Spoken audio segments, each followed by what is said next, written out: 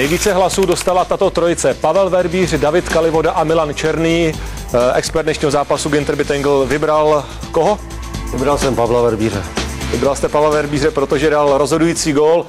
Už také vidíme, že Pavel Verbíř je připraven na rozhovor, takže pokud se, Pavle, slyšíme, tak hezký večer, gratulujeme k vítězství a opět k poctě muž zápasu. Tak jak jste viděl zápas?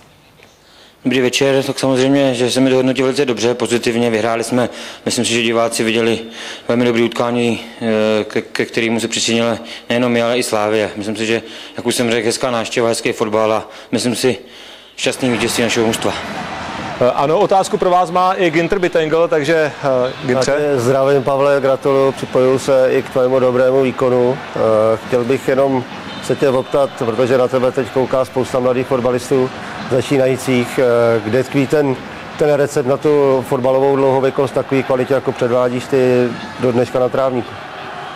Ahoj, já děkuju. Tak samozřejmě, já už jsem na tuto otázku odpovídal několikrát. Já se cítím dobře, hlavně po zdravotní stránce, a to je asi základem toho, že můžu absolvovat všechny tréninky a čekal jsem na svou šanci a teďka si myslím, že tu důvěru odměňuji těma výkonama, jak jsem řekl, pro ty mladý asi je to nejlepší odpověď, že i v takhle pokročilém hezkým mladým věku můžu pořád hrát fotbal. Dobře, Pavle, děkujeme a přejeme hodně štěstí a hlavně hodně dalších zápasů na fotbalových hřištích. Děkuju, mějte se hezky, naschle. A my se také můžeme rozloučit, protože vše bylo řečeno. Ginter Bittengl, dnešní host, děkuju, nashledanou. Děkuju za pozvání.